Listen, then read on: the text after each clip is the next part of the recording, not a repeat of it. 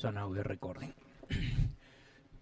So today we are going to talk about energy estimates, which are the basis of all the theory of hyperbolic equations. So basically what you want to construct is some inequality like that. So you want to bound the time derivative of the energy with respect to some function of the energy, where this function is differential, is typically some polynomial in the energy, and f is equal of 0 is equal to 0. In the case of linear equations,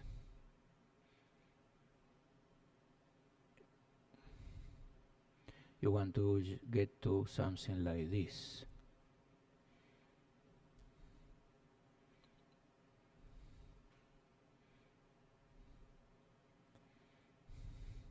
And if there are sources, there will be of some other term which has some sources here, j, some norm of j. So we are going to look for something like that. And then once you have something, an inequality like that, since this is a, you can check that if you solve the equation, the solution for the equality with the same initial data, then you get a bound of the energy with respect to y. And y of t is a function, in the end, is a function of the energy at time 0, and if there are sources, of the sources. And the time, okay? And then you use it to prove that the solution exists, that the solution is smooth, etc. For a while. No, we know that for the linear case we can prove it for all times, but for the nonlinear case we know that this is not true. There are many systems that develop shocks, and so when shocks form, you don't have any longer a smooth solution. So we are going to look for these things today.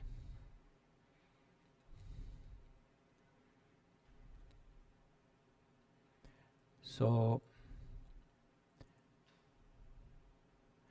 we start with something easy, which is the advection equation, the one we solved yesterday numerically, namely that equation.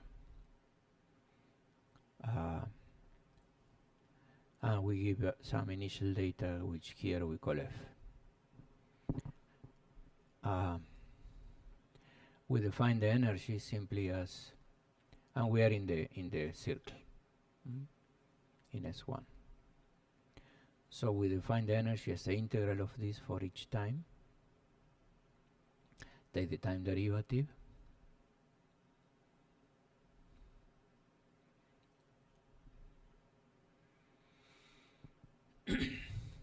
You will get the time derivative of u times u bar. I'm just taking the complex case in general. So this u can be complex and a can be complex. So you take this like that, right? You take the derivative of both terms, substitute by the equation, and you integrate by parts, and you get this thing here. And this part you can integrate by parts, and you will get a derivative of a if you want here, which will be similar to this one. In the end result, you get this thing here. And this is after integration by parts and everything. So, and this term you cannot get rid of. So here you have the u square, and here you have a derivative, except for the case where a bar minus a is 0, so a real.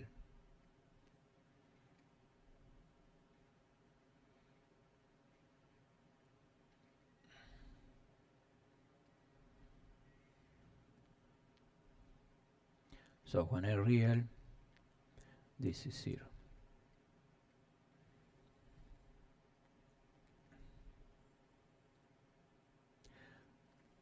Thus we have our first result here that for this equation the energy is conserved.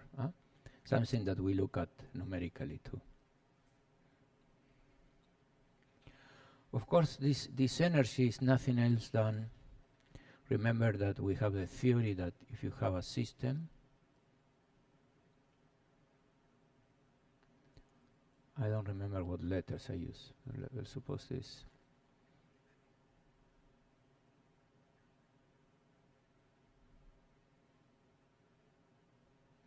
And this.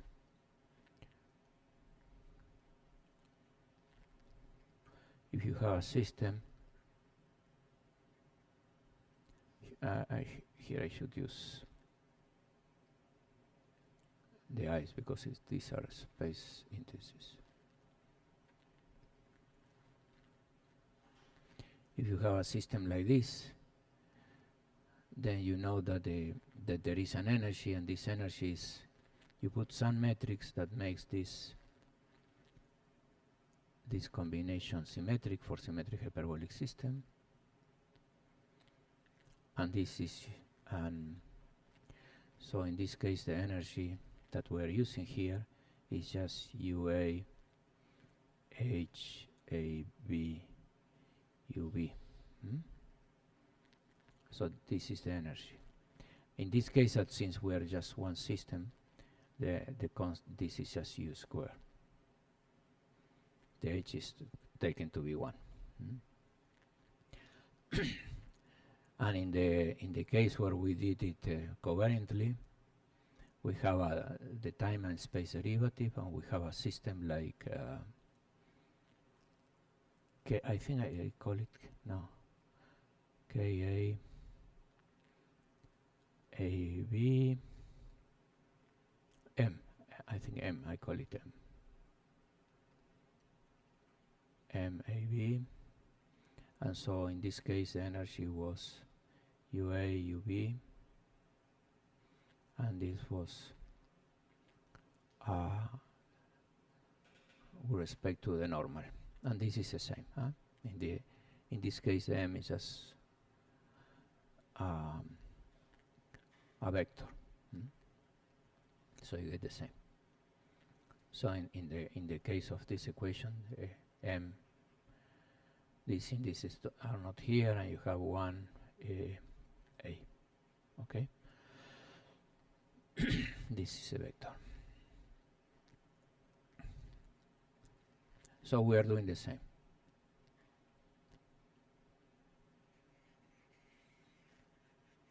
But for a simple equation.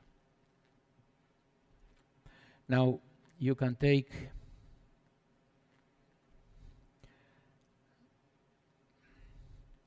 so the conservation tells you that the L2 norm of U at every time, this is just the energy of time t, is the same as the energy at time 0. So it's the norm of the solution at time 0, what is the norm of the data. So we have this equality here. In particular, this tells you that if you have two solutions, two nearby solutions, with two different data, then the difference between the two solutions is equal at time t is equal to the difference of the initial data. Let's call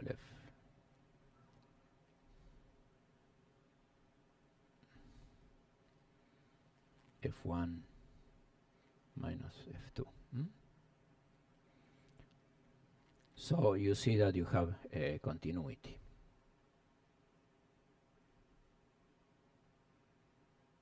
If the initial data are closest, the solution are closer. But this is just in L2. So how can you get, for instance, more control on this to know that at some point eventually the derivatives are continuous, etc.? Well, what you do is just take derivative of your equation. For instance, take the first derivative of u, call this u1, and then you go with the other, you take the x derivative of the equation and you get an equation for u. Here I'm taking a to be constant. And so since it satisfies the same equation, you get the same conservation. And so you get that the L2 norm of the m derivative of u for any m, this is the L2 norm of the quantity um, is equal to the quantity um at 0, and this is equal to the m derivative of f. So control all space derivatives.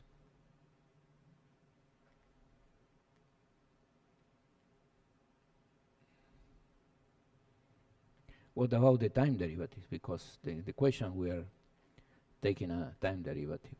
Do we control them? Well, if we wanted to do this, we couldn't. I mean, it doesn't help to take another derivative of the equation.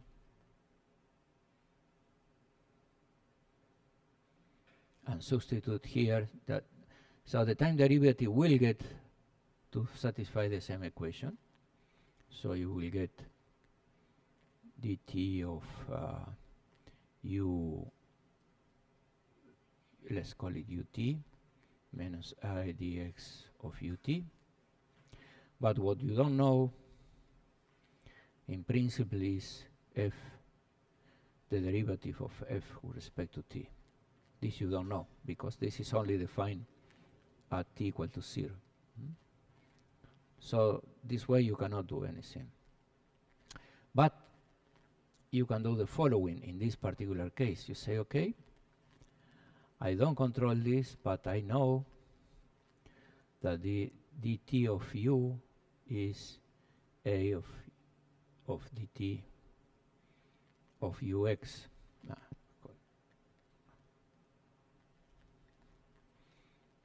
A of dx of u. So since I control this, I control this. So the norm of dt of u is bounded by norm of a times dx of u. And this, we know, these are bounded because these are bounded by the dx of f. Okay? So in the end, you control both the time and space derivatives with this trick. You control everything. Okay?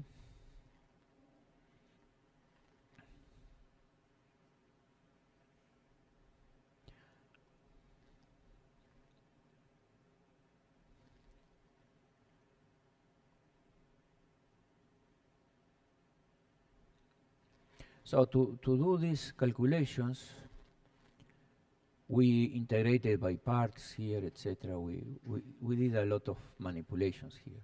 There are product of functions, etc. So in general, what we do, as we learn, is to, if we want to do it for any u in these spaces, you say, okay, I will take a sequence of nice functions.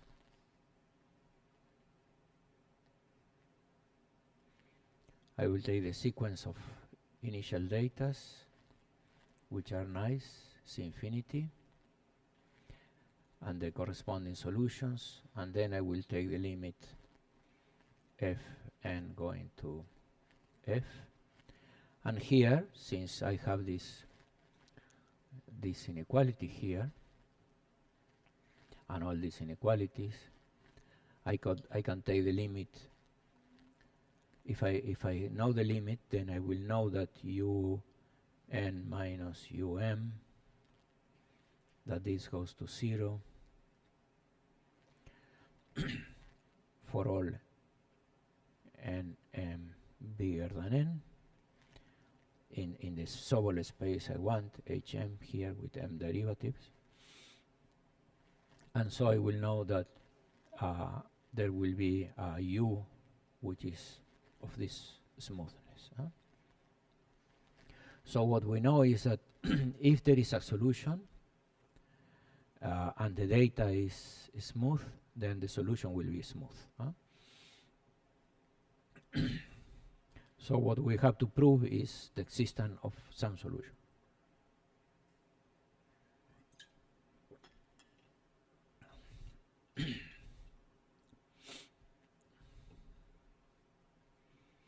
I mean, here what we are lacking is this piece. We know that if there exists a solution, the map is smooth, but we don't know whether the solution exists. So let's notice in particular that this equation has many conserved quantities, infinite ones, right? All these are conserved quantities, so you take any derivative you want of u, the normal 2 is bounded, it's constant.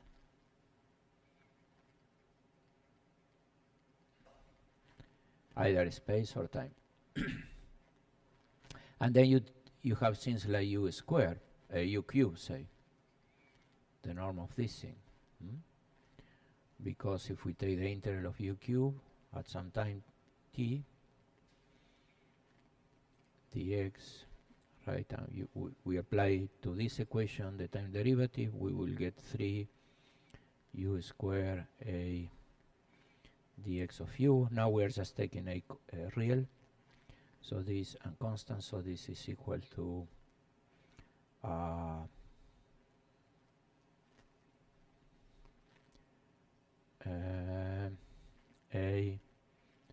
dx of u cubed, right, and this is 0 because the boundary condition. So anything here you put with any n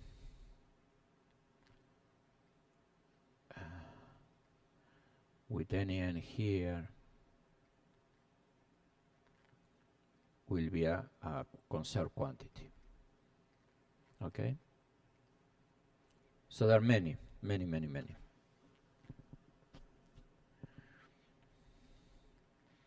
So let's now see what happens with the Burger's equation.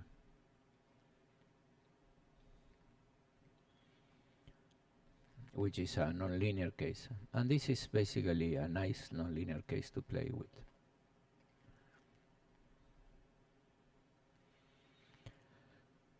So in Burger's equation, we have this equation now. Let me change colors. I don't like that red that is coming. We have this equation here. We give initial data also. And we define the energy of this way. We take the derivative.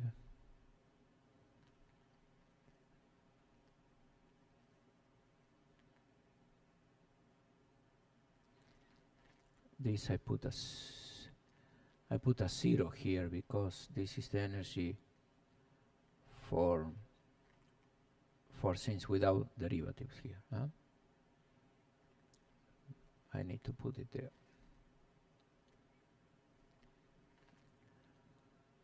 So we do the same calculation now.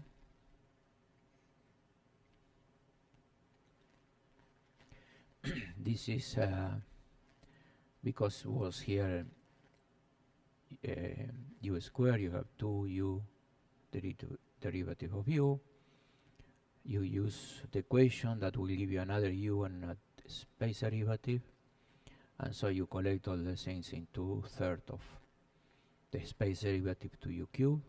And so on, since we are in periodic boundary condition, this is 0. So this thing is conserved. So we have, as in the wave equation, we have conservation of the L2 norm. And actually here we have also all these quantities, which are the energy over S1 of u to the n.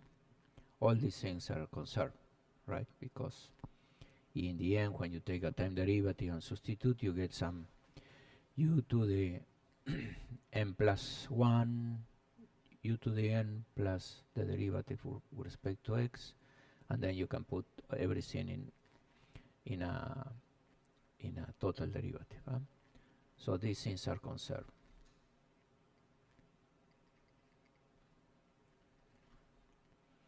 So we have also infinite amount of conserved quantities. But we know very well that this equation evolves into shocks. So if you start with something, say, smooth, like this, after a while the solution becomes like that. So there are shocks. And these shocks are not smooth, right? So they are not solution of this equation.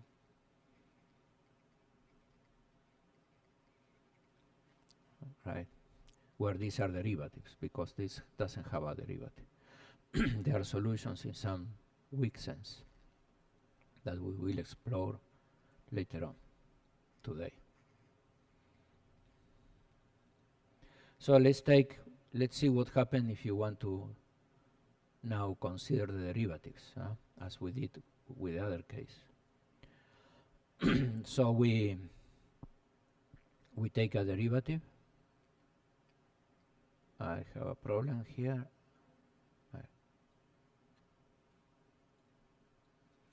We take a space derivative, we call it B. Now we take the derivative of the equation, and we get this, B squared plus U times dB. So this actually is what? If we go along the lines of the vector field 1 minus U, right? So that the equation is LA grad A U.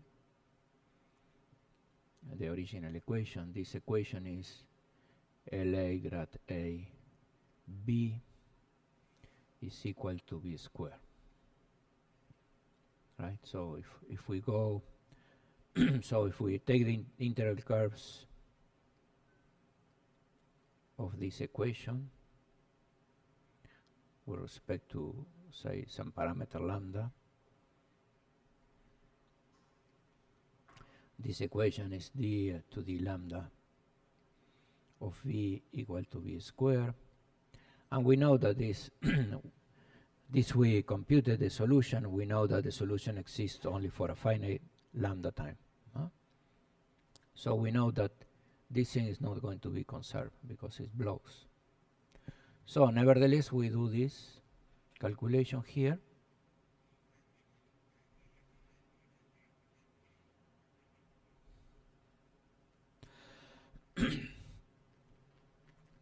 So we apply the time derivative, we substitute by the space derivative, and I think, yeah, this let me do this calculation here. So you have b cubed on one side. This doesn't matter. This is like this. The other one is b u dx of b, so this you write as 1/2 u dx of b squared, and then you integrate by parts, and this does minus 1/2. This acting here is another b, so you get a b cubed.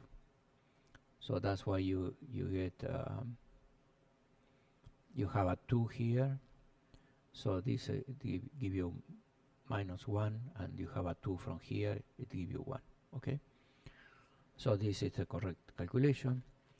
But now you don't get this with the square, you get a cube. So one way of bounding this is, okay, this is the superior of v on the sphere along the time, times for each time, times then L2 norm. So you get an equation, an inequality like here you have the supremum of ux times the energy. Okay.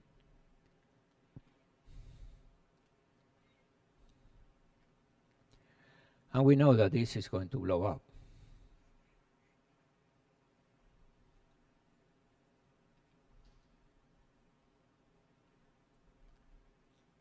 So this was a calculation we did the last time. So when solving this, the solution is here, is this here, and this is going to blow. For what time? I mean, the first time this is going to blow is when this product is 1, right? So if I take the maximum value of B, which is the space derivative of U, then this is going to blow when lambda is 1 over the maximum. So we estimate that the solution will blow up in this time. So if you have a solution like this, and at some point the B has a maximum, say this is negative, so we have to look at the positive maximum, so it will be like here, for instance, at this point.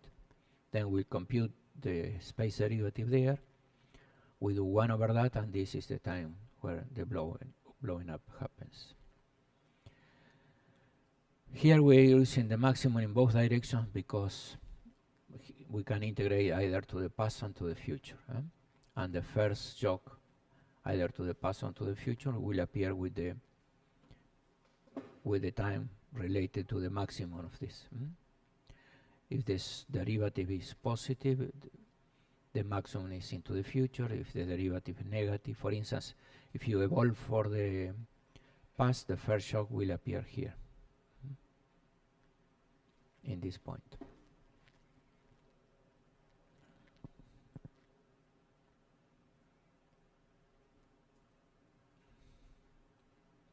I mean, will appear with the time related to this value. So we know that this thing is going to blow up eventually. But we continue because we know that if the data is, or it seems to be plausible that if the data is smooth, the solution will exist and be smooth for a while. So we want to see what we can get. So we persist and take the second derivative, right? And call W the second derivative of U, that is the first derivative of V.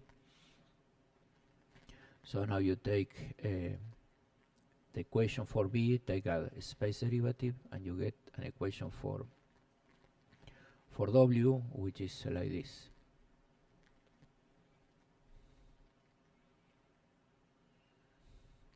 So keep in mind that always here, these equations are always of the type LA, grad A, U, or W, or whatever, equals to something that contains, is a function of U, or B, and W. So it's always going along the characteristic of L. So we take this energy, do the calculations. It's a longer calculation. But you end up having is that there is also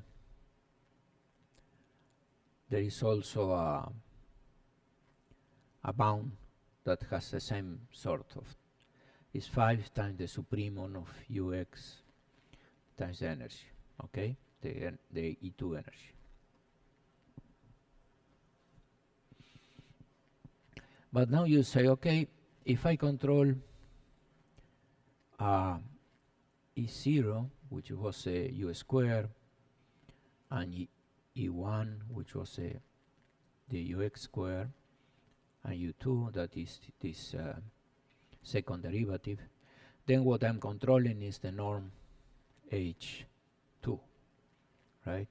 Remember, the H2 norm is norm of U square plus norm of the derivative of U square plus xu square, the Sobolev norm, H2.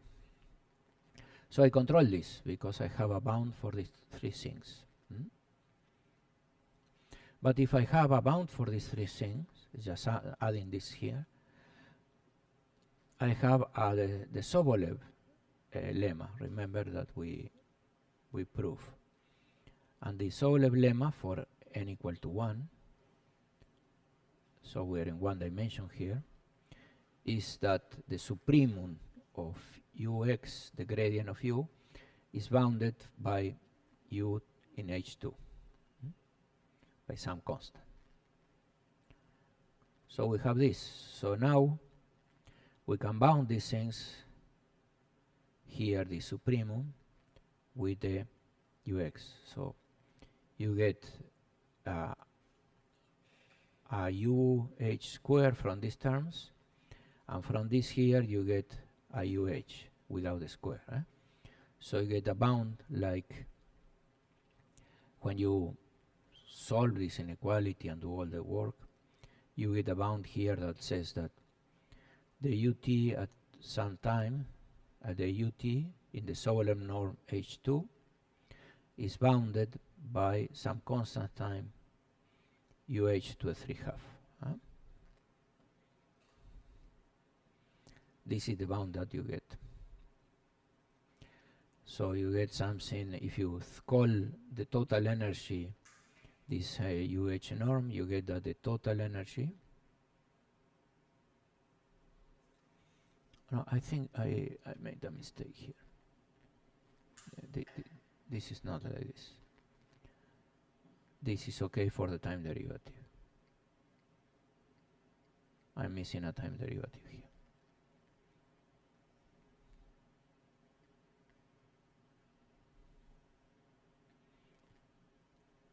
So I get this. So if I call the total energy, the time derivative of the total energy is less equal to the total energy to the 3/2. And since this number is bigger than 1, we know that this, if we solve this equation, which was the one that bounds this inequality,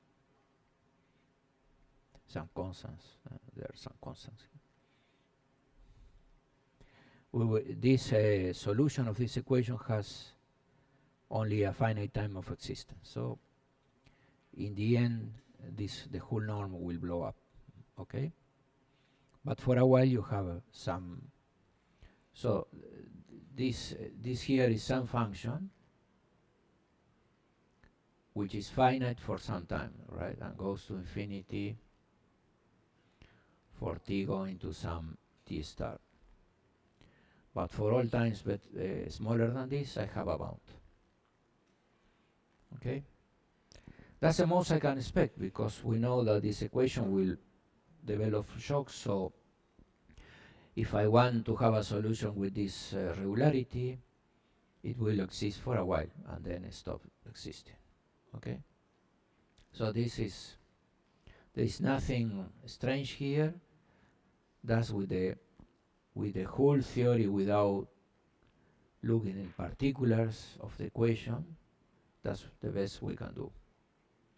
And we know that for this particular equation, we don't expect to have existence of smooth solution for longer times. So if there are weak solutions, but we have to treat them in a different way.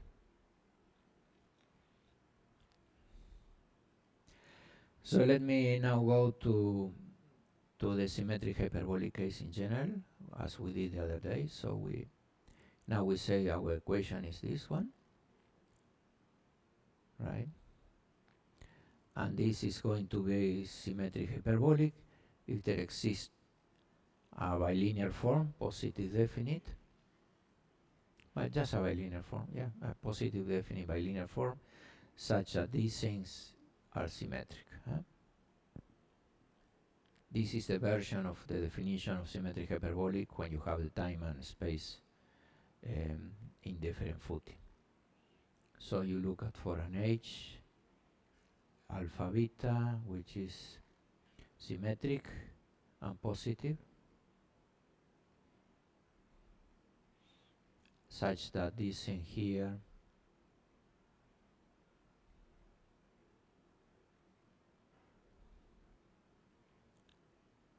is symmetric. Okay? And so we do redo the calculation we did the other day.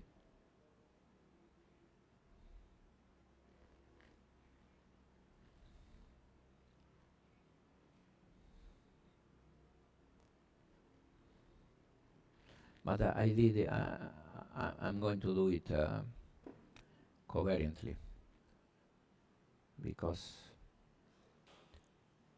it's better to have all the domain of dependence, etc. And we are going to need it later on. So I write it in a covariant way. So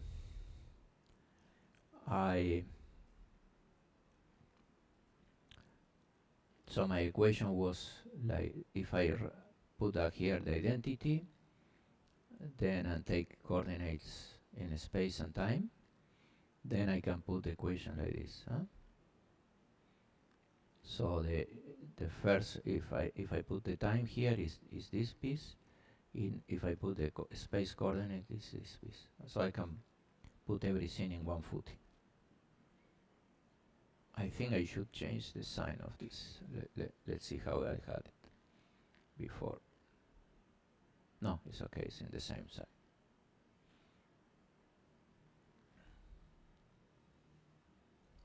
So the conditions are now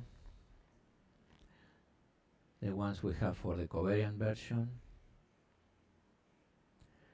namely that we looked for an h as before, such that for some n this is positive and this is symmetric. No, sorry, for some h this here is symmetric, and for some n this is positive.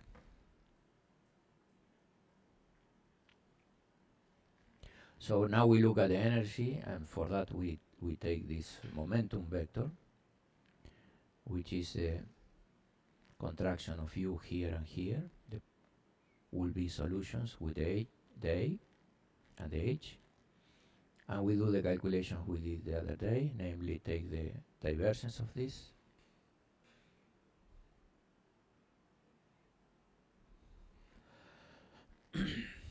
We take the divergence, so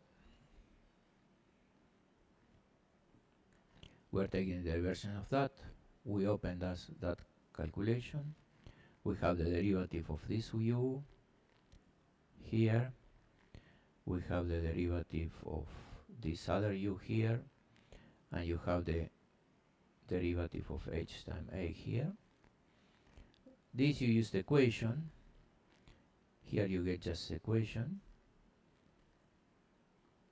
And here you, because the symmetry of this, you get also the equation. So these two terms go away. Just convert them into j's in the sources. And you have this other term. So you get some this thing. Here you have a u and a j, so it's a linear term in u, and here you have a quadratic term. Okay?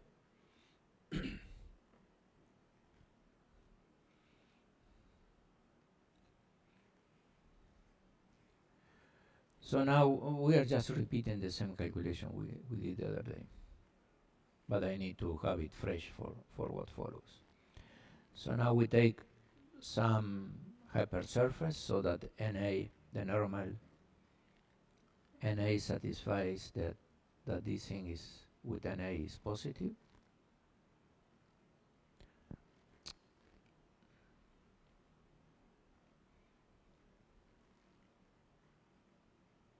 Is the normal to this surface. We take some region here. We call sigma 0 here. And then we take a diffeomorphism which moves from here to different surfaces, like this.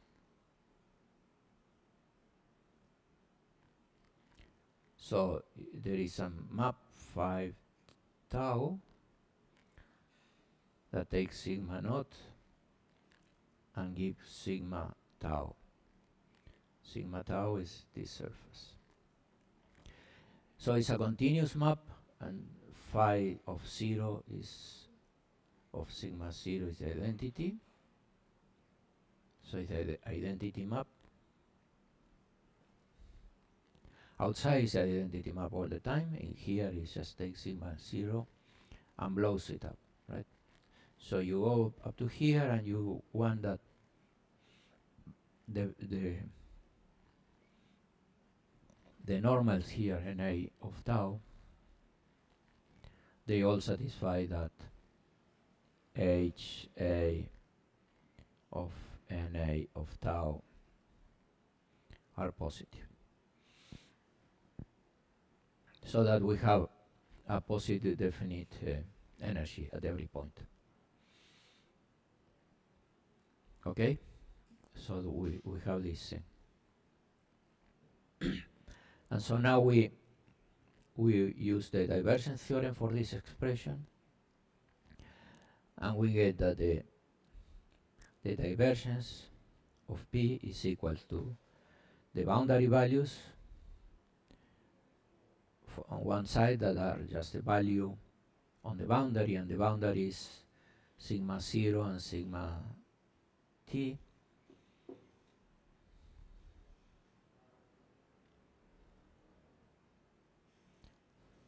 And now this here is the normal, the outgoing normal to the surface, and here is okay, this is the outgoing normal, but here the outgoing normal goes the other way around, so I have to change the sign when I use these definitions. So I will get this to the other side, and you get this expression here, right? Because on the other side the divergence was just this.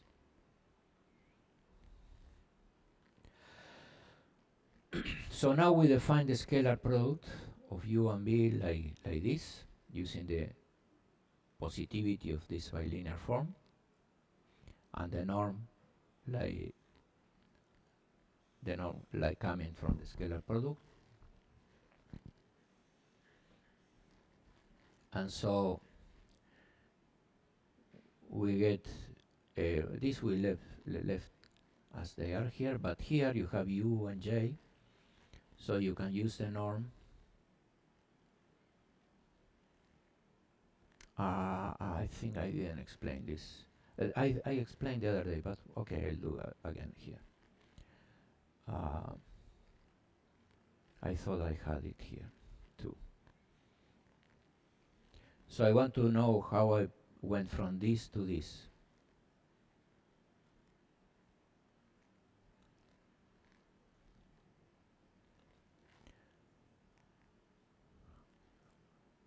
So let me clean this part.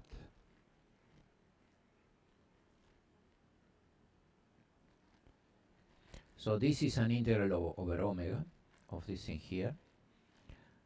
And so whenever I have an integral of U times J, I can bound this by the integral of U square root times the integral square root of the integral of J square. That's Schwarz inequality. So I use it here. I'm sorry, and here I have U square, so this I can take the maximum of this thing here. I take the supremum of this thing in omega of this quantity, and this is what I call C2. So C2 is the supremum, so this is no problem. And here I get this, and there is a 2 here, so I will put the 2 here to simplify the calculation. And this thing is, I have 2AB, so I can bound this by a squared plus b squared, okay? And I can put even 1 over epsilon here, and epsilon here, and so I will get a bound with epsilon square here, and epsilon square here. And that's what I have done to have an epsilon here, so this I can make as small as I want, and I can make this as big as I want if I need it. Right? So this thing is this calculation. There is nothing particularly interesting about this. It's just technical.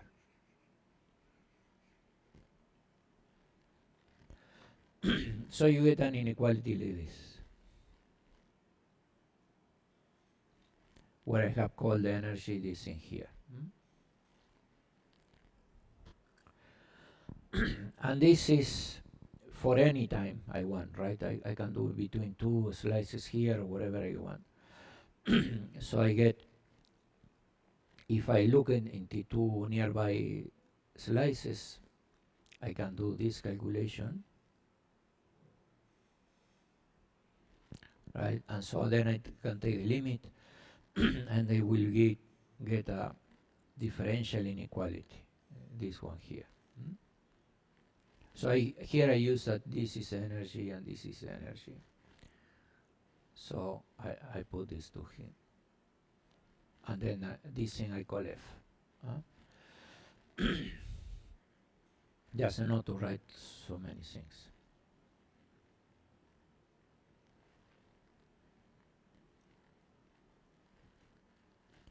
So we know we have this, and we want to have a solution. Here it should be equal, not less or equal.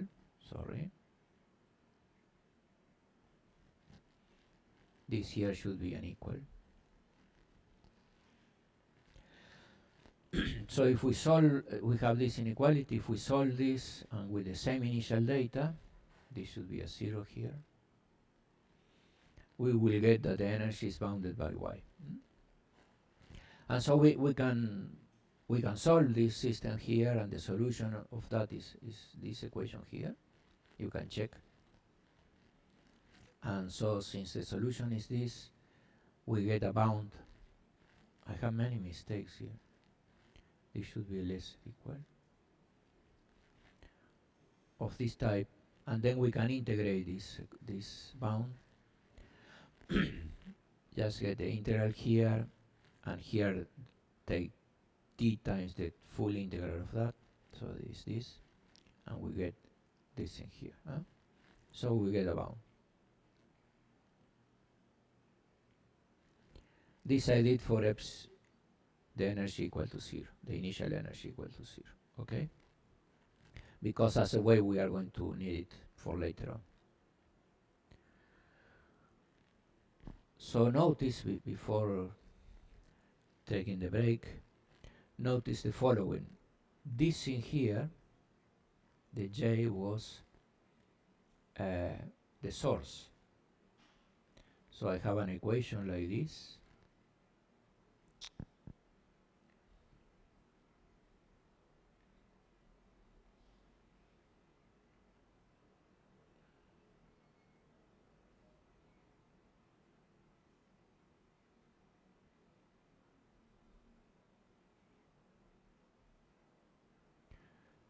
And so this was a source, right? So if I call this operator L of u, this side, what we have here is that the integral between 0 and t of epsilon of t is bounded by some constant times the integral of 0t of L of u norm square. Okay? And remember, this was a scalar product u.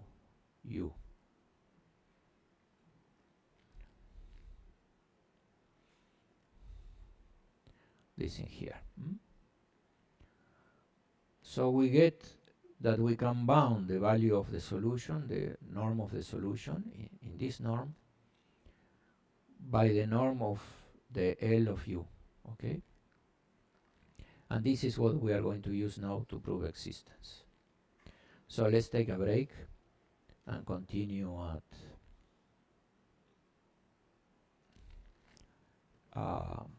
10:15.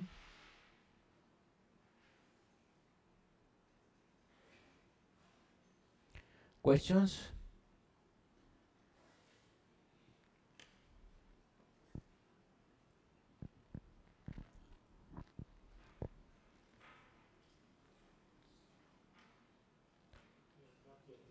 Not yet.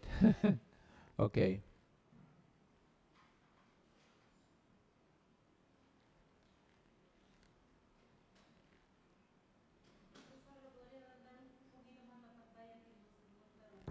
Está. No, lo puedo poner más.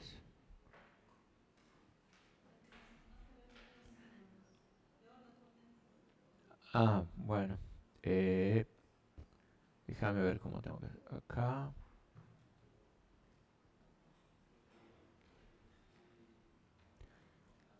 Y ahora para el próximo lo ponemos. Creo que tengo que salir acá.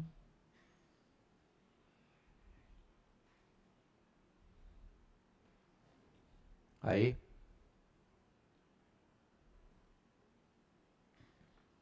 Ahí lo ves bien.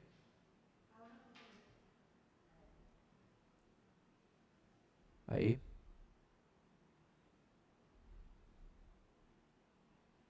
Ahí puedo ir hasta ahí. ¿Eh? Bueno. Otra vez avísame antes. Bueno, paramos un ratito.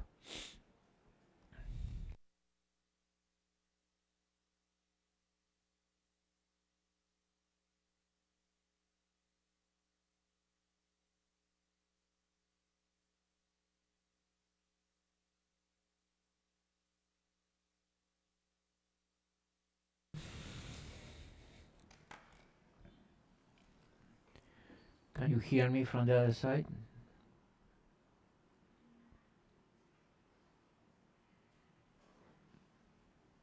Okay. So we continue now.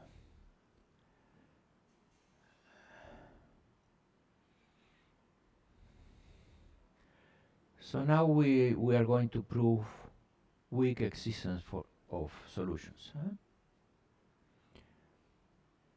So what we are going to use now is a rather abstract result that we had when we were looking at the mathematics, and so I will recall this here.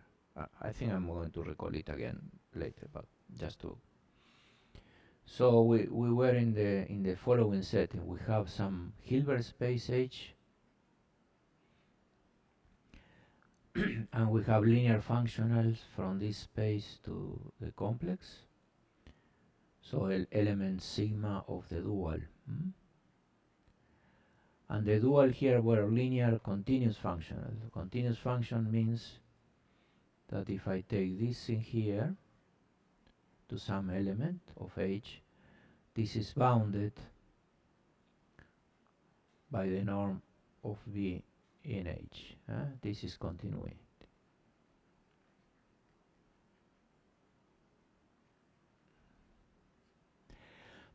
So, and in this case we have the Ritz representation theory.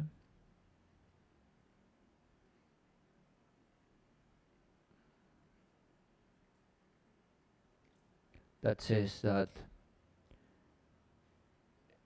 given a sigma existent Y belonging to H, such that sigma of B is equal to Y of B for all B belonging to H. Okay? That's the Ritz representation. So for each element of H prime, there is an element here. There is a map. Remember that we have the map xy equals to y and some nothing here, which is belongs to H dual. So we have a map like this from H to H prime, and what we say is this bump is invertible, so we can go from H prime to H. Okay? That's what it says, and we are going to use it in a very clever way.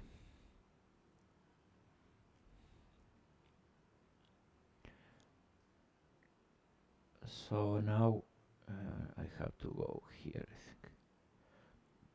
Okay. So remember we are in the setting where we have a a slice. We are having a hyperbolic. Let's write again.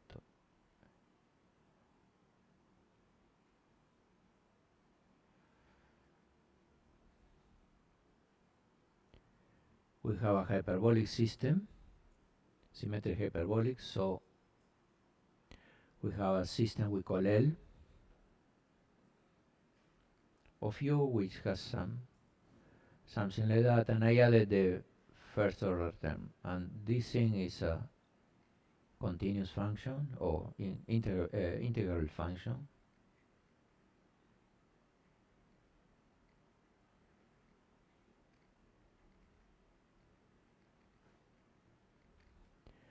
This I think I need also integrable, no more than that, L2 say, L2, and this one I need to be C1 because I'm going to take the supremum of this. So we assume that is symmetric hyperbolic. We have then this tensor here, and we say that so there is an H such that this tensor is symmetric, and there is an A such that this is positive definite. And so in this setting we take some slice here, a region of the slice sigma naught, and we get this parameter, one parameter family of diffeos that blows these things like this. So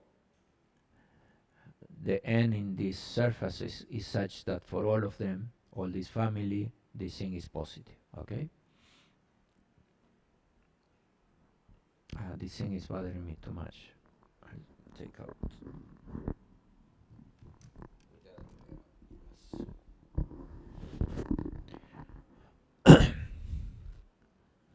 With the glass is a problem.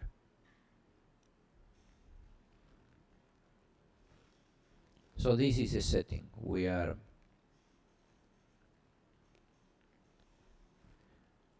take the one parameter family, as we say,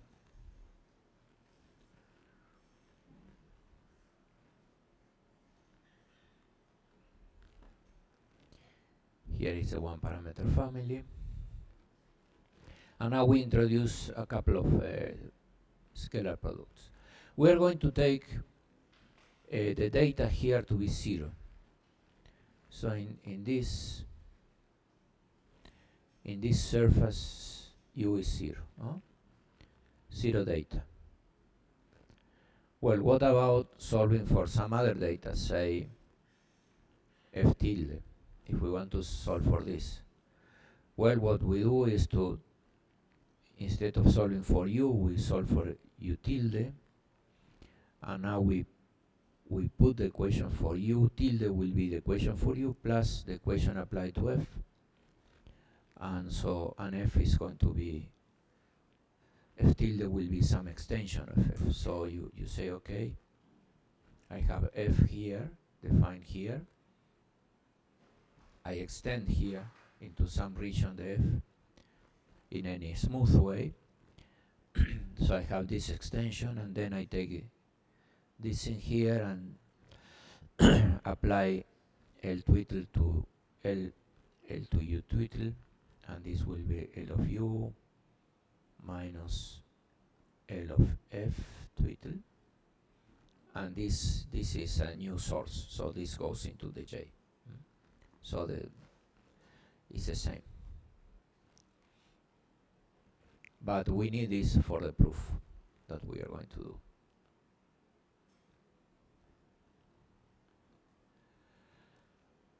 So this is a setting, and now we have to define some scalar products. So the first one is simply the scalar product. We have this scalar products on each sigma, like this. That was the P. And now we integrate over all the regions. So we integrate over the whole thing. This is sigma big T, and this is sigma 0. We integrate over the whole region. And we call that norm U of omega. Right? We take this norm, this scalar product and this norm. And now we can use the energy estimate that we computed in the previous lecture. And that says that U square, this norm, this was the integral of E, is less or equal to the same integral on the source. Remember, this was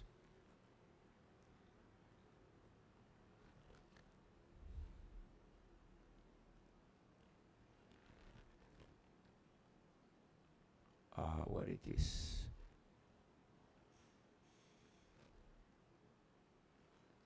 I don't know why I'm not seeing it here.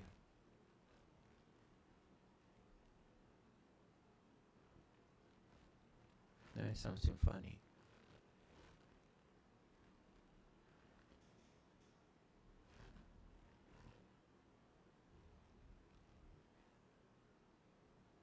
Let's go out.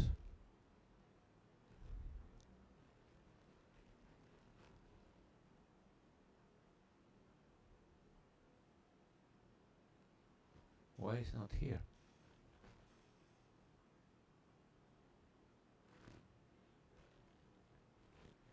Let me upload it again. Energy estimates.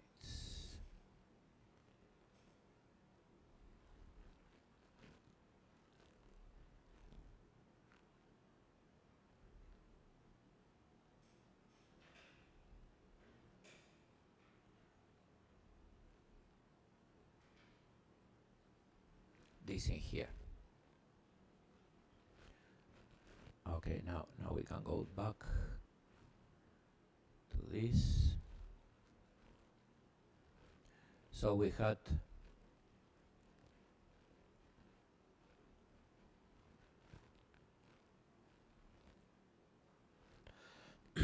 we have this inequality, right?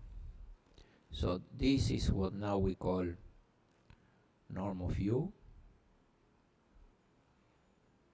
square, and this is what we call this constant we call M, no, gamma square, I think, and this we call J square in the same norm, right?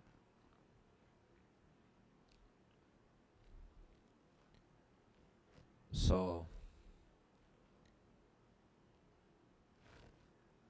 to go here.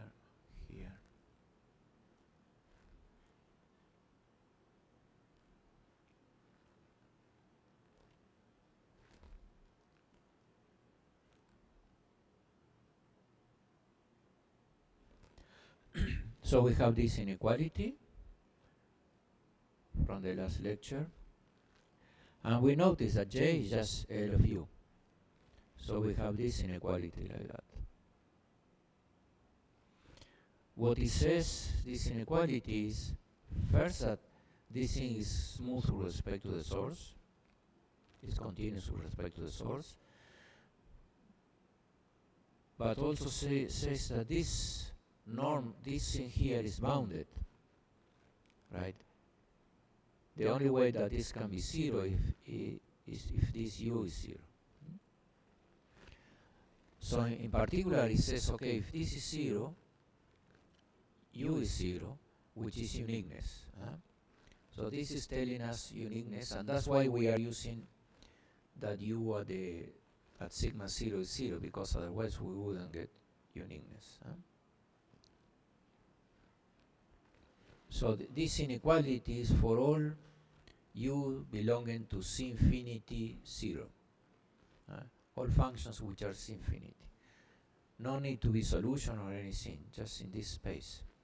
This u C infinity 0 are the functions which are in omega, which is this region, and which are 0 here.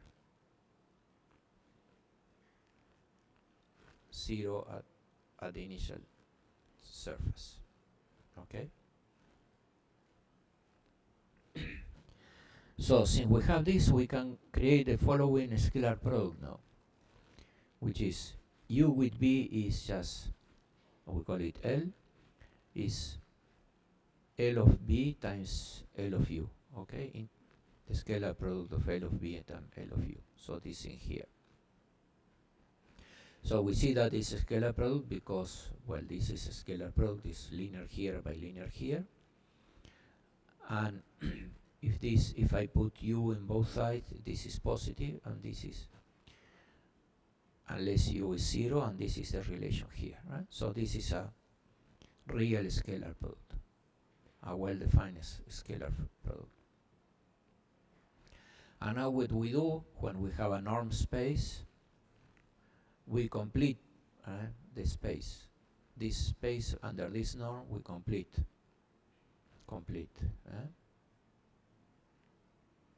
And what we get is an H under bar omega space, which is the completion of this space, okay, under this norm. So this is going to be our Hilbert space, or one of our Hilbert space. Okay, so this is the construction. We take u here, that is 0 here, it's infinity. We know that here in this space this is a scalar product. This is a scalar product, a valid scalar product, and we complete.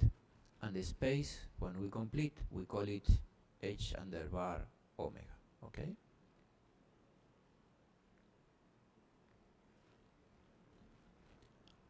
So now we are going to need to introduce norms in the dual space. So we have to continue this, because these actually are not the norms we want. So we want to define norms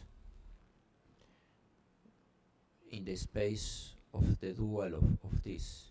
We have a u beta with an index up, we are working, and we want to work with the duals, namely since we have an index down.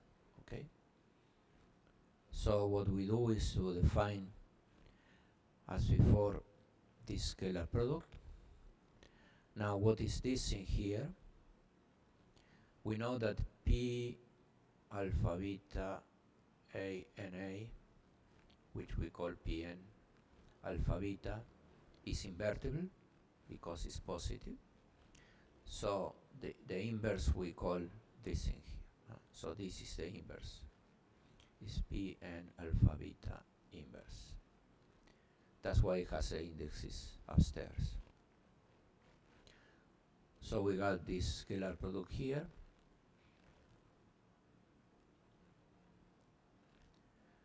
And in the dual space, the operator that acts is the adjoint.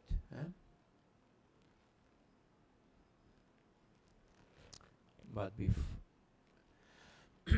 so we are going to look at this. So take a look at this. So this is our element.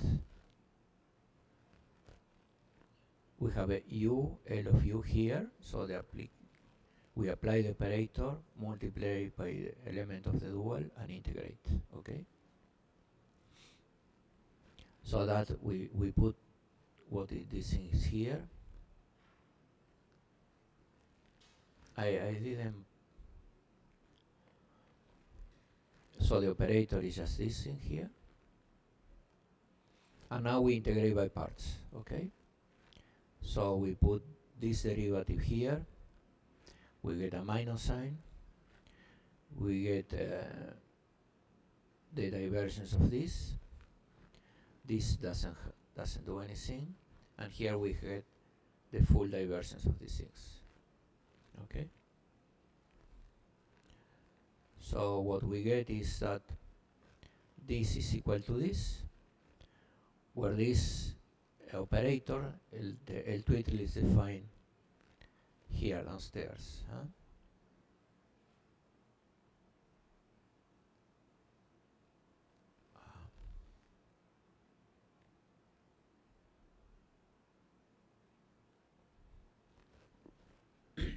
The L twiddle is defined as minus L plus these two things, huh?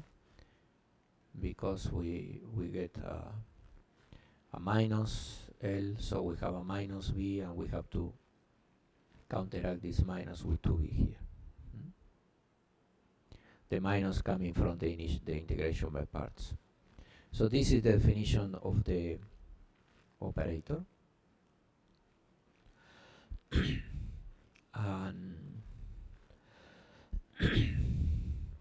notice that here we have a boundary term. So in the in sigma, so this boundary term has two pieces, a piece like this and a piece like that. In this part is 0, because we are going to be using u's that are 0 here. And what we are going to get now is we are going to choose b's only that are 0 here. So u was in the space c bar infinity, and b is going to be in the space c bar upstairs infinity. Huh? So these b's are 0 here and different. So imagine that what we are doing is just integrating this equation this way, with 0 data here and 0 data. That's what we are going to do. So this operator here is symmetric hyperbolic. Why? Because the derivative here of this part are just minus a is just this thing here, right? So it's minus a applied to the gradient of b, right? So if a was symmetric, minus a is also symmetric, and this is positive, there must be, you can find an h with the indices with the indices down, so that this now would multiply with the other index is positive. So we take this h twiddle for the ones with for this. So the dual of this is with the indices up, which is just the inverse. Huh? And so if you apply this h to the p,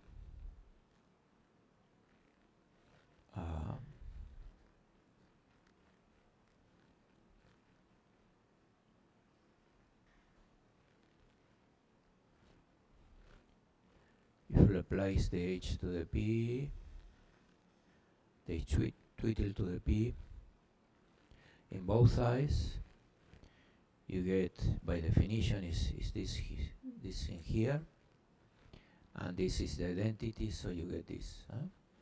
So applying the h to the other indices, this is the index, this index, not this, that we were applying, we get this is symmetric because this is symmetric. Huh? This is symmetric. So this is also symmetric. So this is the h that makes the dual operator symmetric. And there is a change of sign, right? You have to really use the minus sign to get the positivity with the same n. Or the other way of thinking about this is that you have to change the n because you are integrating downstairs. In any case, you have symmetric hyperbolic system. So now you have a inequality as before, and this time the inequality is like this.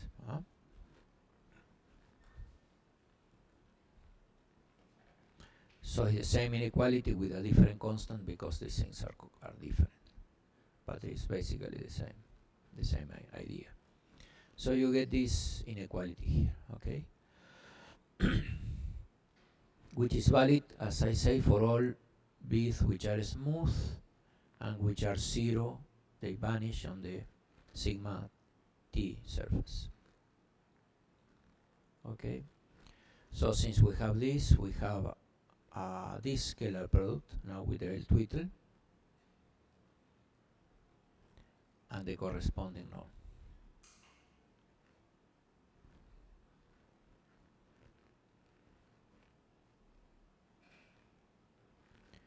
There is something I didn't mention. Okay, it's here. So we have now the scalar product and the norm. The norm is just taking the L-twiddle to the B. And we complete the vector space, and we get the H. Completing this space, we get something we call H bar omega, okay? This is completion. So now we have all the elements. So we want to now look at a weak form of our differential equations. Okay?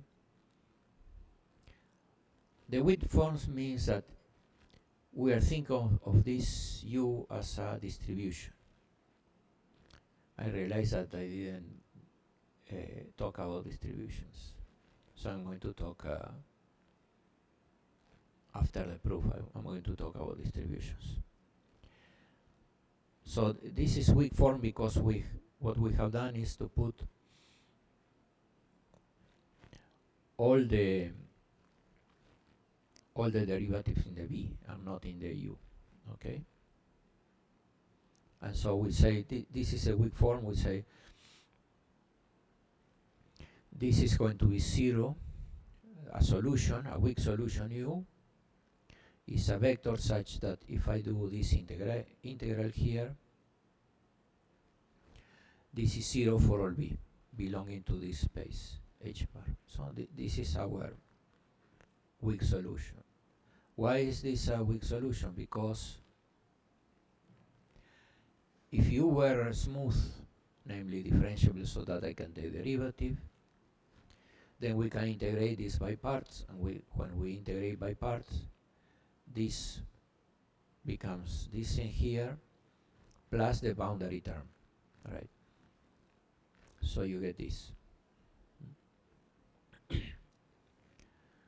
So since and here, instead of having, remember in the other equation, in the other calculation here, we have this term, this identity,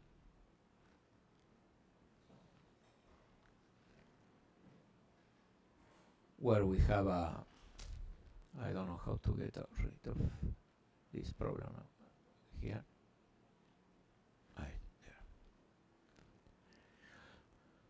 We have this identity, so we have this equal to that.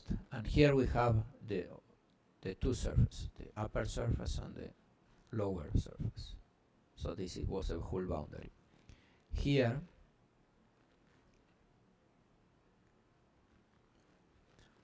we just have the lower surface, because the upper surface is taken care because the B is in the H1, right?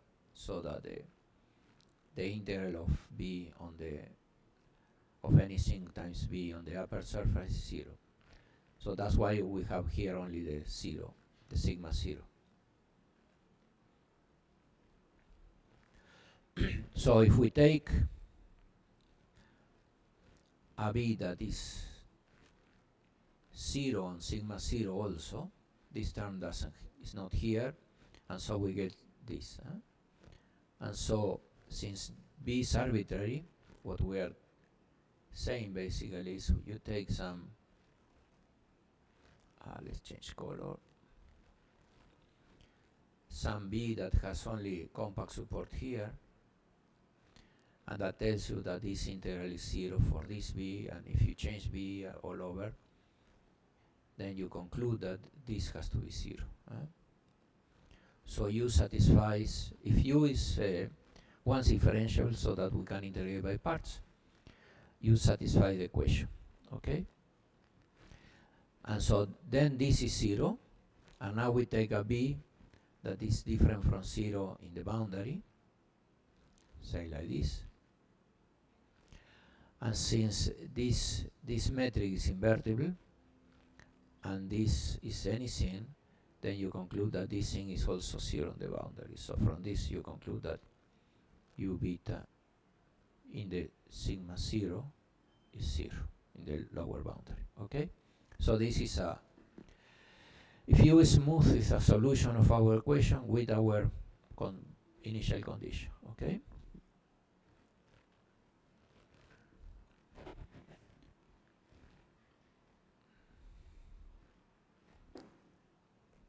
So this is what is called a weak solution,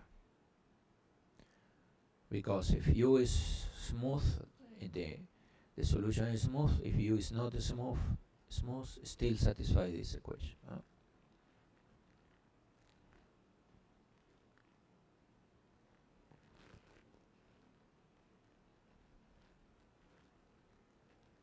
So this is what just I say.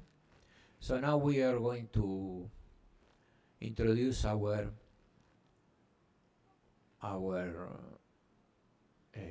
continuous map from H to from the H bar with the index upstairs to the complex. And the form is this, it's just sigma j of B applied to B is just the integral of B with J, with the source. So this is an element of the dual, and it's bounded because if I take the scalar, the norm of this thing here, I don't know why I put this. I'm missing a. Oh, I have the. This is B with J, okay? Omega, that's the notation, the scalar product. So this scalar product is bounded by the norm of V times the norm of J, and this is bounded, this part is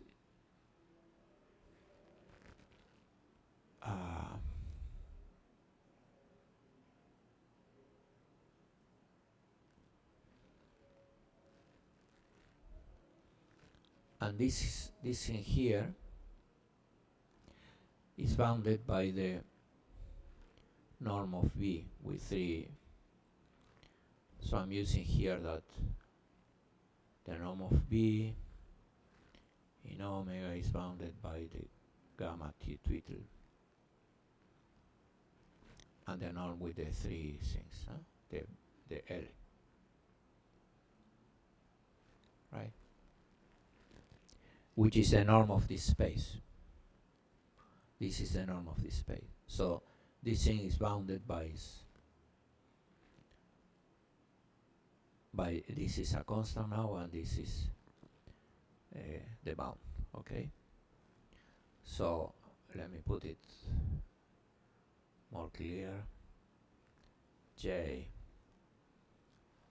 in omega, which is this value, is bounded by some constant time the norm of V with 3's, which is the norm defined by H bar of omega, the norm of this Hilbert space. So this this map is bounded, it's continuous. But, and so now we write this down, right? This is this, and we use the Ritz representation theorem. And that theorem tells you, okay, if this is a bounded linear functional, then there exists element W in H upper bar omega, such that we can write this as this. And this is nothing else than that. Okay? So, because this is a scalar product. So we take now U to be this in here. Right? We know that there exists a W here. We take U to be this. And this is a weak solution then, because this satisfies that B alpha J alpha integral is equals to integral of L to little b with alpha U alpha, right? So this is a weak solution. Is this formula we have upstairs.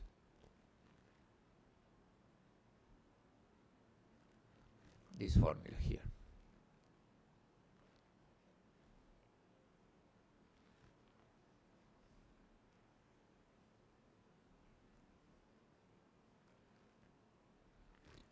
This one.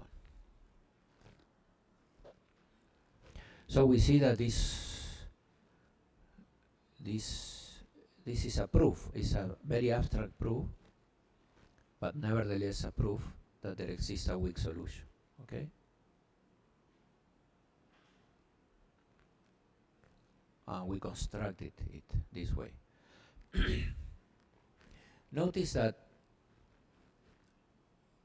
if we don't know very much, I mean, we know, since it's a weak solution, that U will be 0 at U equal to 0.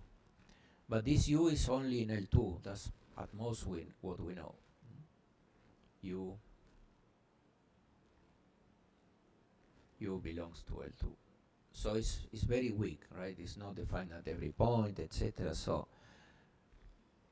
when we say that U is 0 in the surface, is almost in any point, etc. In a very weak sense.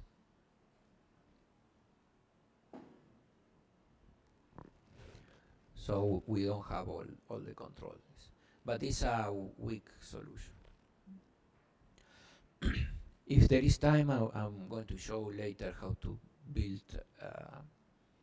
solutions with more differentiability. But this now has to be linked to the other thing we did, that namely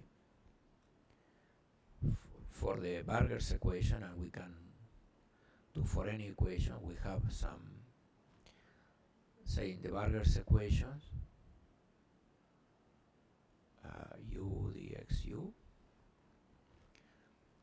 we have the control of the energy, the control of the derivative, etc. Right? We get this inequality. And let me put J here. So here we can do something similar for any equation, right? And so then we can say, okay, we have a weak solution given in initial data. We have a weak solution here. And now if this initial data is smooth, that corresponds to an F that is a J, sorry, is smooth. So, because remember that if we give data here, say U0, so this is U at t equal to 0. This is the data. Then we say, okay, we are going to solve for u twiddle, which was u minus u0, and this u0 was extended to the space. So if we have a u0 which is smooth in the space direction, we can extend in the time direction, and we get a function that is smooth. So when we put in the equation, we get when we apply L to this one, or L to the derivative of these ones, we will get a smooth chase that will contribute to the J. All this part will contribute to the J. Right? So if you get bounds for the J for all the derivatives, then we will get that our solution, which was just in this funny space h bar omega, is now is in some is actually in some Sobolev space. Okay. So we will get that this solution is much smoother by the same procedure. So this is the way this thing works. We get from this very abstract proof through more energy estimates to get that this thing is actually smoother. Okay? And so that way we get the existence and uniqueness of solution. Well, because remember that for the Ritz theorem representation, omega was unique. The existence is unique. So you get both things, existence and uniqueness. The other thing we can do is just say, okay,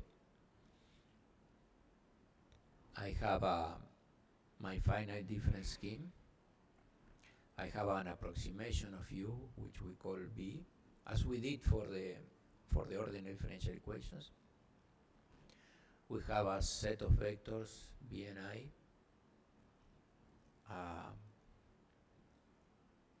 which has here an extra, let's put an H here, which is the H is dt dx, and we have a sequence of approximations, and we look at the limit when h goes to infinity, to 0, so 1 over h goes to infinity, and see whether this thing converges. And here the convergence is you interpolate this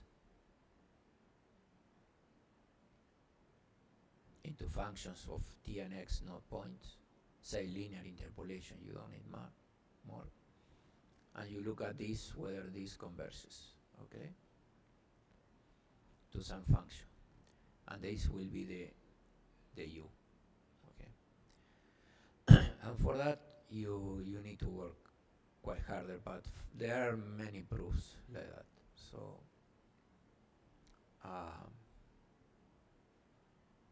if there is time, I will go through one of these, but later on the course. So I have to tell you about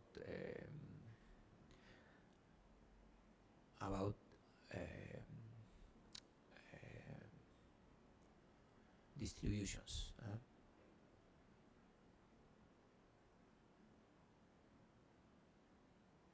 And what it means a weak solution. So I will do it after a break. So let's take a break now. Questions?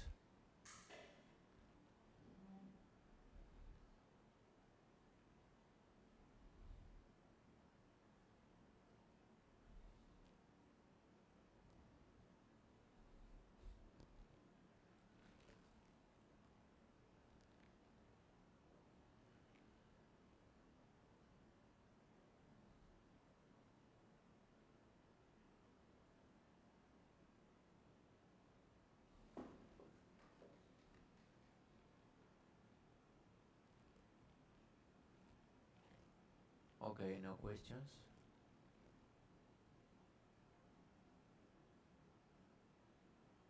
Okay, let's continue at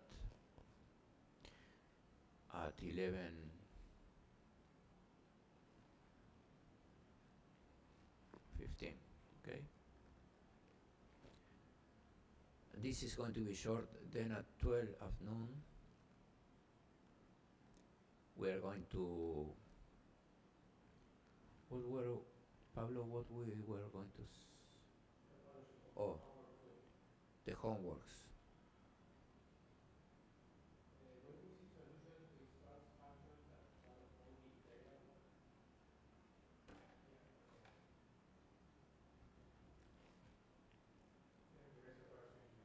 Okay.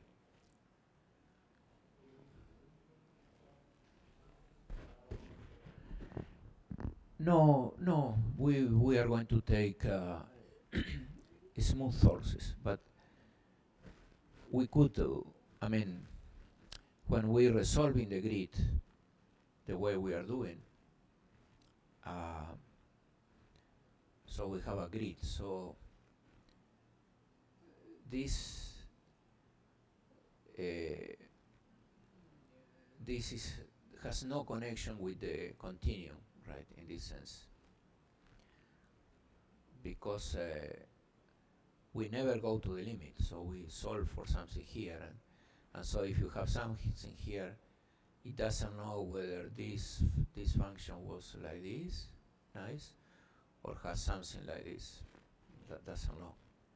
So what we are when to see something like that, we will have to go to the limit, and this is very very strange to do it. So in general, what you do is to take something that you are taking something smooth here, because we are using all the finite difference approximation, etc. We take something smooth, and we get a solution which is smooth.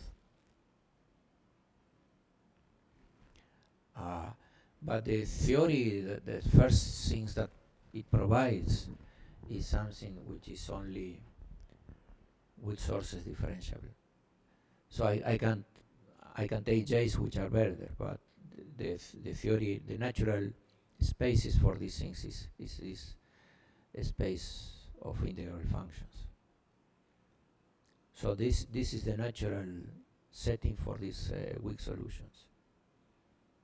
Okay, because we need these weak solutions, because if we are going to do shocks, etc., the solutions are going to be weak, independent of what the source is.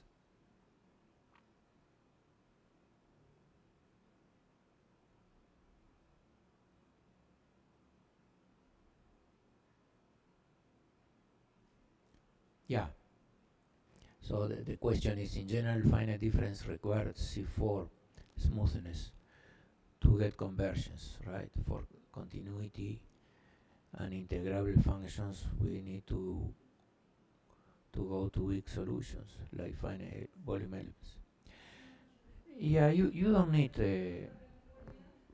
C4, because you could use a second order method, etc., and do, depending on the equation and the dimensions also. You need some Sobolev spaces, discrete Sobolev spaces. I'm going to show you something of that. There is a equivalent to the Sobolev theorem for discrete spaces. So that's what we really need there. But that depends on the Sobolev space, depends on the dimension, and then you can get conversions even for nonlinear theory. But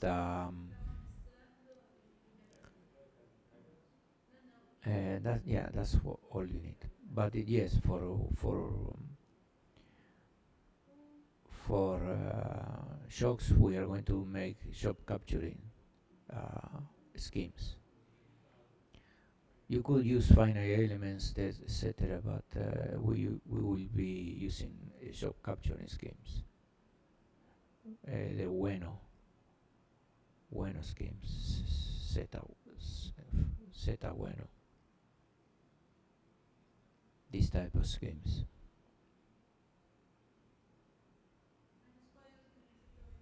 Yeah, in some sense, yes, is there. Um, and then we will be using finite difference for elliptic problems.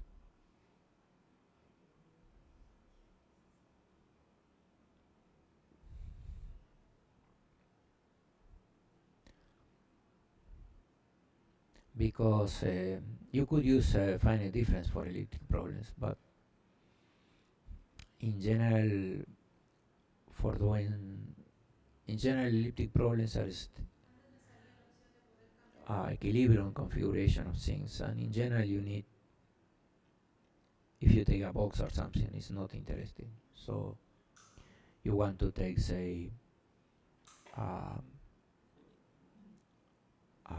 a region which is not a block, right? It has form, it has, say, some tool or something that you want to compute something, some equilibrium of stresses, etc. And then it's good to do it in finite differences and finite elements. So that's why we are going to use it. These nodes are in the hyperbolicity folder.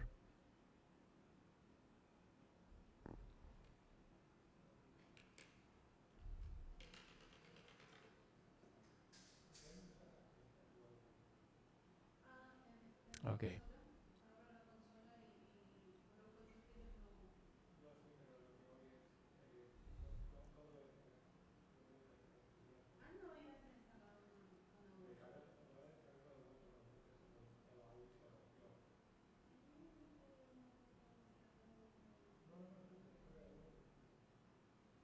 So at the end you will know how to do finite differences.